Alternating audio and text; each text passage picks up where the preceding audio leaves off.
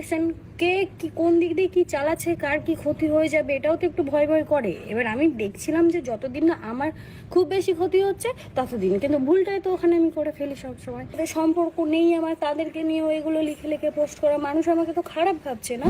কাউকে ধোকা দিয়ে নিজেকে চালাক আর তাকে বোকা ভাবছো? হ্যাঁ, বোকামি তো সে একটু করেছে।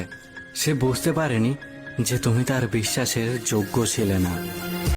আসলে ডিভোর্সের কারণ কি? সোশ্যাল মিডিয়ায় কিন্তু বিভিন্ন কথা উঠে আসছে, আর এদিকে কিন্তু রণ প্রীতি আলাদা আলাদা ভাবে ভিডিও পোস্ট করছে। তো প্রীতির পুরনো বয়ফ্রেন্ড কিন্তু তার আবার গোপন ভিডিওগুলো কিন্তু ফাঁস করে দিচ্ছে।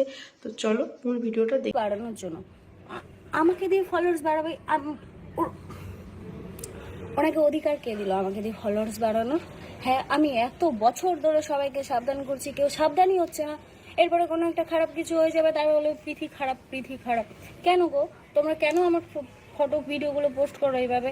আমি কষ্ট করে ভিডিও করি, কষ্ট করে সব কিছু কাজ করি, ঠিক আছে? তুমি এই স্ক্রিনশট যখন নিচ্ছ, ভালো ভালো ক্যাপশন দিয়ে ছাড়তে পারতে। এগুলো কোন ধরনের ক্যাপশন বলো তো? এ তো মনে হচ্ছে আমি আমি যেটুকু না দুঃখী, তার থেকে 100 ডবল দুঃখী আমাকে এখানে বানিয়ে দেওয়া হচ্ছে। এরকম কেন? আর সমস্ত ফটো ভিডিও পুরনো, যাদের সাথে সম্পর্ক নেই আমার, তাদেরকে নিয়ে এগুলো লিখে লিখে পোস্ট করা, মানুষ আমাকে তো খারাপ ভাবছে না? তো আমি এগুলো একদম পছন্দ করছি না। আমি তাকে ওয়ার্নিং দিয়েছি, কিন্তু সে আবার উল্টে আমাকে এমন মেসেজ করলো, আমার না মাথাটাই খারাপ হয়ে গেল। বলছে নাকি আমাকে ওইটা পোস্ট করেছে যে ফলোয়ার্স বাড়ানোর জন্য।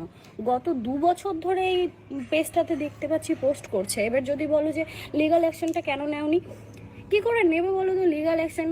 কে কি কোন দিক দিয়ে কি চালাচ্ছে, কার কি ক্ষতি হয়ে যাবে, এটাও তো একটু ভয় ভয় করে। এবার আমি দেখছিলাম যে যতদিন না আমার খুব বেশি ক্ষতি হচ্ছে ততদিন, কিন্তু ভুলটাই তো ওখানে আমি করে ফেলি সবসময়। মানুষের ভালো ভাবতে গিয়ে নিজের খারাপ হয়ে যায়। আমি ভাবছি যে কে কোথা থেকে চালাচ্ছে, দেখো এগুলো একটা ভদ্র মানুষের কাজ নয়। আমি এটা ফিল করতে পেরেছি। হতেই পারে অনেকে টাকার অভাবে অন্যের ভিডিও বা ফটো ছাড়ে, আছে। আমি অনেককে স্ট্রাইক দিয়েছিলাম একটা সময়, যারা ভুলভাল পোস্ট করতো। সে হাতে পায়ে ধরার মতো অবস্থা, বলে খেতে পায় না, ওটা দিয়ে নাকি সংসার চলে। তো আমি ওই মায়াতে পড়েই আমি ভাবতাম যে না ঠিক আছে চলো চালাচ্ছি। আমি মানা করে দিতাম যে এমন কিছু করবে না যেটাতে আমার মান সম্মান হানি হয়। তোমরা তাছাড়া আমার ভিডিও ছাড়তে পারো, তাই বলে ব্লগ নয়, টুকটাক রিল যে।